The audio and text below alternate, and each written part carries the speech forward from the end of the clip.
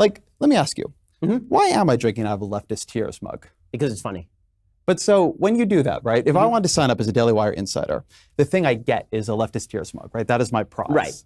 And don't you think that creates a very clear sense of who your site is not for? Yeah, well, it's not for leftists by my definition. And why? Sure.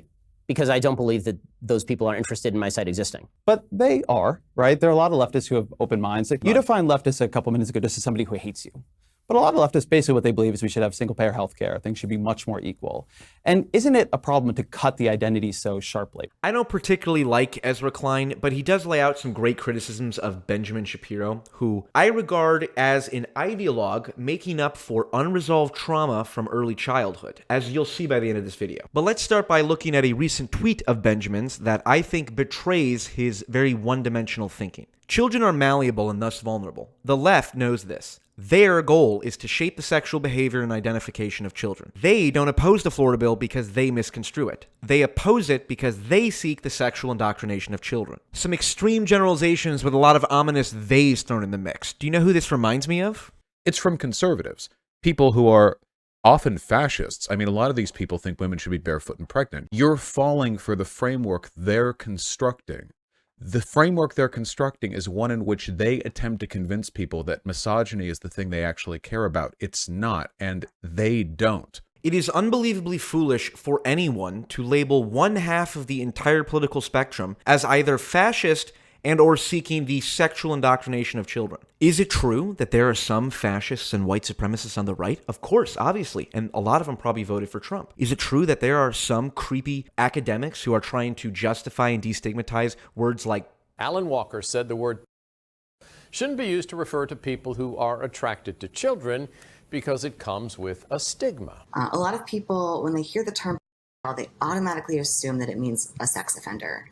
And that isn't true, and it leads to a lot of misconceptions about attractions toward minors. But you have to be ideologically possessed to think that that small minority of people on either extreme can then be used to generalize and represent the entire political spectrum that millions of people would self-identify as being on one end or the other. Oh, but Paul, Ben Shapiro is using the word leftist as he defines it. Yeah, well, it's not for leftists by my definition. Well, I have no problem with drawing a definitional distinction between leftists and liberals per se, because it is important to narrow down the precise and complex differences between, groups on either end of the broad political spectrum. But Ben Shapiro's definition of a leftist is just as stupid as Vaush's definition of a conservative, because the way that they swing around those terms so loosely ostracizes the millions of people who self-identify as being on either end of that spectrum. I have friends who are self-described leftists because they support more regulation on corporations, which is something I've come around to quite a bit as of late. And I have friends on the right who self-describe as conservative because they value religious traditions and want to protect them, something I've also become more sympathetic to. So if you were honestly that close-minded to use the political label that half the country uses to describe themselves as a stand-in for the actual psychosexual extremists who seek to destigmatize words like pedophilia, then you need therapy, as you'll see in a minute here. One of the underlying problems with Shapiro, and Vaush for that matter, is the same slimy issue that people like John Oliver and Steven Crowder and Jon Stewart have, which is the utter abdication of responsibility by hiding behind comedy and humor. And that is something that I like engaging with, and I think is fun. I'm not going to give up the humor of politics. Politics is inherently stupid in many ways, and I think that giving up the sense of humor for a sense of sincerity that I don't think actually reflects politics in our country is, I'm not sure that that's a winning proposition. And this is certainly the result of projection on my part, but I deeply despise the lack of authenticity that exists online and in politics. We don't need more comedians like Ben Shapiro or Jon Stewart, who are among the most influential media figures in Western politics and hide behind comedy whenever it's convenient for them. In order to do that, we try and ask them pointed questions. I want to contrast our questions with some questions you asked John Kerry. If you want to compare your show to a comedy show, you're more than welcome to. Here's the point. I didn't realize that, and maybe this explains quite a bit. No, the opportunity is that the news organizations look to Comedy Central for their cues on integrity. So why am I drinking out of a leftist Tears mug? Because it's funny. And I am aware of the hypocrisy I'm engaging in because legally, this is of course a comedy channel. What I do is extremely unique. That's why I'm so unbelievably successful and mysteriously charismatic, okay? But there is a difference between the authentic use of humor in service of pursuing truth and the instrumental optical application of humor for cheap laughs and explicitly political ends. You morons aren't smart enough to understand how optics work, so you scrape off the barest veneer of understanding from the things that I say.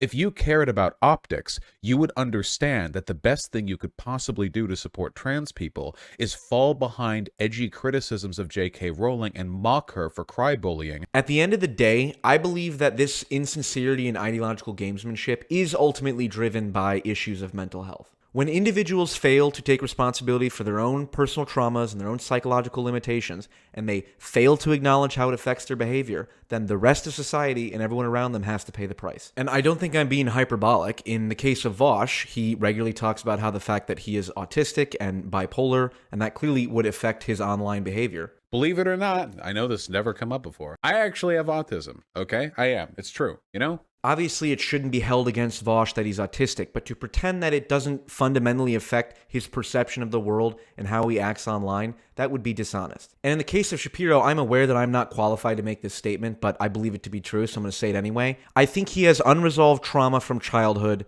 that informs his worldview, the whole facts over feelings idea, and his extremely rigid attitude towards people who criticize him. So you spent 2 years in high school then, essentially, right? Or Three years. So in yeah, 10th, sophomore 11th, years. 12th, yeah. Gotcha. Did you feel like you were the outsider the whole time? And Yeah. what were people saying or doing to you? Oh yeah, I mean it was yeah, I mean I was the outsider the whole time for sure. I mean I would be physically accosted. There was one situation where I was on, there was kind of a weekend getaway, and there was one situation where guys legitimately like held me down in a bed and hit me with belts. No I way. Mean, there was a situation where, and then that concluded with them, like somebody brought a long pair of handcuffs, they dragged the bed frame outside the cabin and then handcuffed me to the bed frame in front of like the entire school. So yeah, No yeah, way. it was good times. Did you have any close friends, middle school or high school, where you could confide in No, or talk to? no. Zero, not None. one kid? No. Not one kid your age that you No. could be like, hey, let's talk at lunch or let's No, practice I mean I had together? people I was acquainted with, but no, I wouldn't say I Really? had any strong close friends. So did you get invited to like birthday parties at kids at school? Did you go I hang mean, out? occasionally, but not really. I mean, that wasn't Church kids, like anything? So no, I mean, I honestly I spent most of my childhood talking to adults. I mean, that was really kind of like most of the people I was having conversations with were 45. So if there's any lesson to be learned here, it's that just as it is wrong for Shapiro and Vaush to flatten the totality of either end of the political spectrum down to its worst elements, it's also wrong to reduce people like Shapiro and Vaush to pure political actors who are not worthy of empathy and understanding. And as tempting as it is to do so, and I have done so myself, reducing them to pure political actors not worthy of understanding and empathy, I should try to do better.